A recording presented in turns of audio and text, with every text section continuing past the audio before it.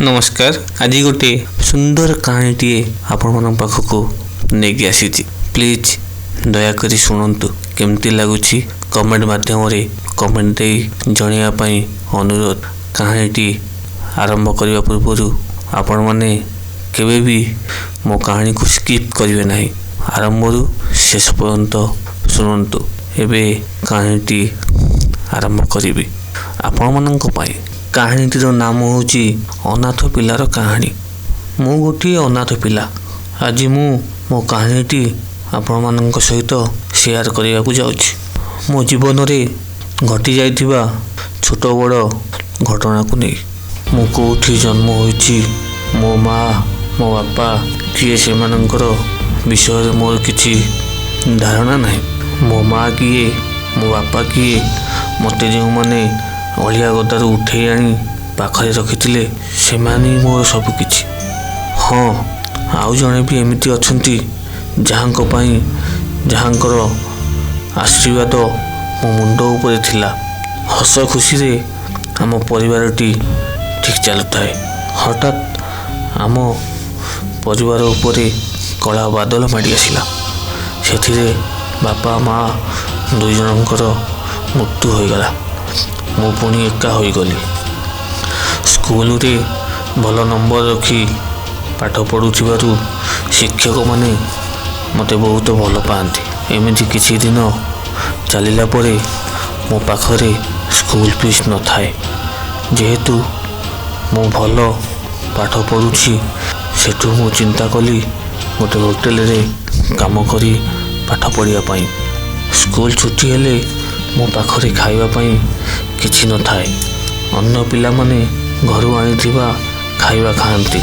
जेहेतु मो पाखरे खाइबा पाई किछि न थाए मो पानी पी रही जाए। हठात दिने गोटे भद्र महिला मते पचारती, अरे पुओ मु देखुची ए खेल छुट्टी टाइम रे पानी पी रही जाउछु, घरु कौन किछि खाइबा को आनिनु? पिलाटी कहला, ना आम घरे खाइबा पाई किछि नाही। मु गोटे अनाथ पिला, मो पाखरे खाइबा और पिंधिबा पाई पैसा नाही। मु गोटे होटेल रे काम करी सेई पैसा रे स्कूल फीस भरे। मो कथा सुनिला परे से भद्र महिलाटी सेठारु चली जाती। आ मु भी सेठारु चली आसे।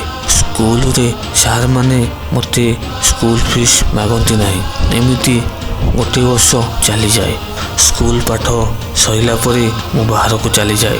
एमिति 15 वर्ष परे मु मोर स्कूल को गरीब पिलांकु साहाय्य करिया पई आसी थाए। मु स्कूल फेरिबा समय स्कूल जन शिक्षक गोटे लफा पानी मते दियंती। एहारी भितरे तुम सब प्रश्न उत्तर अच्छी बोली मते कहती।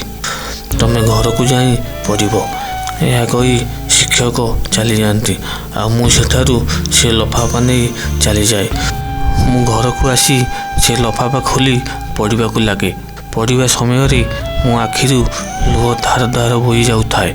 आ से लफाफार लास्ट को लेखा होता है से महिला जनकर नाम आड्रेस। मु तुरंत उठी बाहरी पड़े से ठिकाना जगह को। मुझे ठिकाना जगार पहुँचला परे जहाँ देखिली मो आखि को विश्वास कर पाइली नहीं। एते बड़ घर गेट सामना लेखा होची से महिलांकर नामटी। गेट्र गोटे पटे ताला झुलु थाए और 2 जन सिक्यूरिटी बसी थांती। मु जाई सेमानंको पचारिली। सेमाने मते कहिले से महिला जनक कोठी अछंती। मु सुनी आश्चर्य हो गली। तुरंत सेठारु से मंदिर पाखक धाइली। जाई देखिली से महिला जनक मंदिर आगे बसी कांदु थांती। मु जाई तांको 2 पाद को धरी नमस्कार कली। से मते कहले, तमे किए पुओ? मो पाखरे तुम काम कौन? तमे मो पाखक कहीं आसीच? मु तुमको चिन्ह पारिली नहीं। एक कथा शुणिला परे मो आखि छल छल हो जाए। मु कहली, माँ तमे कौन ये अनाथ पिलाटा को चिन्ह पारुन? जहाँपाई तमे सब किछि करिथिल। एमिति मोर स्कूल फीस पाखरु आरंभ करी सब किछि तमे मते देइथिल। କିନ୍ତୁ ମୁଁ ଜାଣିନଥିଲି। ଯେବେ ଜାଣିଲି ତମ ପାଖକୁ ଧାଇଁ ଆସିଲି ମା, ମୁଁ ଭାବିନଥିଲି ତମକୁ ଏ ଅବସ୍ଥାରେ ଦେଖିବି ବୋଲି। ଏସବୁ କଥା ଶୁଣିଲା ପରେ ସେ ମା ଜଣକ ଆଖି ଛଳ ଛଳ କରି କାନ୍ଦୁଥାନ୍ତି। ତାକୁ କହିଲି, ମା କ'ଣ ହେଉଛି ତମର, ମୋତେ ଟିକେ କୁହନ୍ତୁ। ସେ ମା ଜଣକ ସବୁ ଶୁଣିଲା ପରେ ଖୁସିରେ କହନ୍ତି, ଆରେ ପୁଅ, ତୁ କ'ଣ ଏତେ ବଡ଼ ହୋଇଯାଇଛୁ, ତୁ ମୋତେ ମନେ ରଖିଛୁ। ମୁଁ କହିଲି, ମାଆକୁ କ'ଣ କିଏ ଭୁଲିପାରେ? ପୁଣି ମୁଁ ପଚାରିଲି, ତମର କ'ଣ ହୋଇଛି ମୋତେ କୁହ। ସେଠୁ ମୋତେ କହିଲେ, ମୋ ସ୍ୱାମୀ ମୋ ପୁଅ ଗୋଟେ ବିଜନେସ୍ କାମରେ ବାହାରକୁ ଯାଉଥିଲେ। ମୁଁ ଘରେ ଏକା ଥାଏ। କିଛି ସମୟ ପରେ ମୋ ପାଖକୁ ଗୋଟେ କଲ୍ ଆସେ। କହିଲେ, ତମ ସ୍ୱାମୀଙ୍କର ଆକ୍ସିଡେଣ୍ଟ ହୋଇଯାଇଛି, ଗୋଟେ ପ୍ରାଇଭେଟ୍ ହସ୍ପିଟାଲରେ ଆଡ଼ମିସନ୍ ହୋଇଛନ୍ତି। ଏସବୁ ଶୁଣିଲା ପରେ ମୁଁ ସେଠାରେ ପହଞ୍ଚି ଯାହା ଦେଖିଲି ମୋର ମୁଣ୍ଡ କାମ କରିଲା ନାହିଁ। ପୁଅ ମୋର କୋମାରେ ଥାଏ। ସେଠୁ ଡାକ୍ତରମାନେ କହିଲେ, ତମ ପୁଅର ଅପରେସନ୍ କରିବା ପାଇଁ ଟଙ୍କା ଦରକାର। ଯାହା ବି ପାଖରେ ପଇସା ଥିଲା ପୁଅର ଟ୍ରିଟମେଣ୍ଟରେ ସରିଗଲା। ଦୁର୍ଭାଗ୍ୟ, ମୋ ସ୍ୱାମୀ ସେଠାରେ ଚାଲିଗଲେ। ପୁଅକୁ ବଞ୍ଚେଇବା ପାଇଁ ମୋ ପାଖରେ ଯାହା ବି ଥିଲା ସବୁ ବିକି ଭାଙ୍ଗି ତାର ଟ୍ରିଟମେଣ୍ଟ କଲି। ତଥାପି ପୁଅ ଠିକ୍ ହେଲା ନାହିଁ।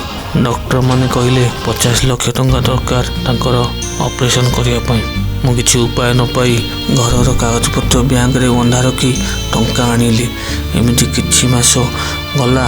ପୁଅର ଟ୍ରିଟମେଣ୍ଟ ଖର୍ଚ୍ଚ ଓ ବ୍ୟାଙ୍କର ଲୋନ୍ ଠିକ୍ ସମୟରେ ଦେଇ ନ ପାରିବାରୁ ବ୍ୟାଙ୍କର କର୍ମଚାରୀମାନେ ମୋ ଘରେ ନୋଟିସ୍ ଦେଲେ ଆଉ କହିଲେ, ଟଙ୍କା ନଦେଲେ ଆପଣଙ୍କ ଘର ନିଲାମ ହେବ। ମୋ ପୁଅ ବି ଏବେ ହସ୍ପିଟାଲରେ। ମୁଁ କ'ଣ କରିବି? ମୋତେ କିଛି ବୁଦ୍ଧି ଦିଶୁନାହିଁ। ମୁଁ କେତେ ଦିନ ହେଲା ଏ ମନ୍ଦିରରେ ପଡ଼ି ରହି ଭଗବାନଙ୍କୁ ଡାକୁଛି। ଏସବୁ କହି ସାରିଲା ପରେ ମା ଜଣକ ଭୋ ଭୋ ହୋଇ କାନ୍ଦିବାକୁ ଲାଗିଲେ। ସେଠୁ ମୁଁ କହିଲି, ମା କାହିଁକି କାନ୍ଦୁଛ? ମୁଁ କ'ଣ ତମର ଗୋଟେ ପୁଅ ନୁହେଁ? ମୁଁ ତମ କଥା ବୁଝିବି। ତମ ପୁଅକୁ ଭଲ ହସ୍ପିଟାଲରେ ନେଇ ଟ୍ରିଟମେଣ୍ଟ କରି ଭଲ କରିବି ଆଉ ଘରକୁ ଆଣିବି। ମା ଜଣକ ଏସବୁ ଶୁଣିଲା ପରେ କୁହନ୍ତି, ଆରେ ପୁଅ, ତୁ ଏତେ ଟଙ୍କା କେଉଁଠୁ ଆଣିବୁ? ସେଠୁ ମୁଁ କହିଲି, ଆଜି ମୋ ପାଖରେ ଯାହା ବି ଅଛି ସବୁ ତମର ମା। ତମରି ଆଶୀର୍ବାଦରୁ ମା ମୁଁ ଗୋଟେ ଭଲ ବିଜନେସ୍ କରୁଛି। ଆଜି ମୋ ମା ଏତେ ବଡ଼ ଅସୁବିଧାରେ ପଡ଼ିଛି, ମୁଁ ସାହାଯ୍ୟ କରିବିନି? ମା ଆସ ମୋ ସହିତ। କେତେ ଟଙ୍କା ଦରକାର କୁହ, ମୁଁ ଏବେ ବ୍ୟାଙ୍କରୁ ତମର ଘର କାଗଜପତ୍ର ନେଇ ଆସିବି। ତମର ପୁଅକୁ ବି ଗୋଟେ ଭଲ ହସ୍ପିଟାଲରେ ଟ୍ରିଟମେଣ୍ଟ କରାଇବି। ମା ଆସ ମୋ ସାଥିରେ। ଏସବୁ କଥା ଶୁଣିଲା ପରେ ମା ଜଣକ କାନ୍ଦି କାନ୍ଦି ମୋ ସାଥିରେ ଚାଲି ଆସନ୍ତି। ବ୍ୟାଙ୍କରୁ ତାଙ୍କର କାଗଜପତ୍ର ଆଣି ମାଆକୁ ଦେଲେ। ପୁଅକୁ ଭଲ ହସ୍ପିଟାଲରେ ଟ୍ରିଟମେଣ୍ଟ କରି ସୁସ୍ଥ କରାଇଲେ। ମା ଜଣକ ଖୁସିରେ ଅଛନ୍ତି। ଏ କାହାଣୀଟି ଆପଣମାନଙ୍କୁ କେମିତି ଲାଗିଲା? ସତରେ କଥାରେ ଅଛି, ସାହାଯ୍ୟ କରିଲେ ସାହାଯ୍ୟ ପାଇବେ, ସାହାଯ୍ୟ ନ କରିଲେ ସାହାଯ୍ୟ ପାଇବେ ନାହିଁ। ସବୁବେଳେ ଖୁସିରେ ରୁହନ୍ତୁ ଆଉ ଅନ୍ୟକୁ ଖୁସିରେ ରଖନ୍ତୁ। ଭଗବାନ ଆପଣଙ୍କୁ ଆଶୀର୍ବାଦ କରିବେ। ରହୁଛି, ନମସ୍କାର।